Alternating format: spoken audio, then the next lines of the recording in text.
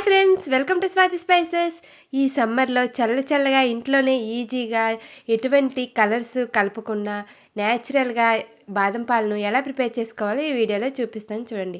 ఒక 20 వరకు బాదం పిక్కలు నానపెట్టుకొని పైన ఉన్న పొట్టును తీసేసి కొద్దిగా పచ్చిపాలను యాడ్ చేసుకొని మెత్తటి పేస్ట్లా చేసుకోవాలి.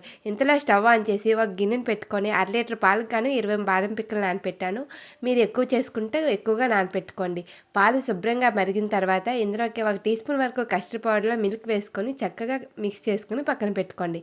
పాలు అంటుకుపోకుండా ఈ విధంగా మొత్తాన్ని మిక్స్ చేసుకొని స్వీట్నెస్కి సరిపడా షుగర్ని కూడా యాడ్ చేసుకొని మొత్తం కరిగిన తర్వాత ఈ బాదం పేస్ట్ని కూడా అందులో యాడ్ చేసి ఒక 2 మినిట్స్ పాటు అలా ఉడికించుకొని ముందుగా కలిపి పెట్టుకున్న కస్టర్డ్ పౌడర్ని కూడా మిక్స్ చేసుకొని అలా కలుపుకుంటూ మన డ్రై ఫ్రూట్స్ని యాడ్ చేసుకొని చిటికెడు పసుపు మాత్రమే యాడ్ చేసుకోండి.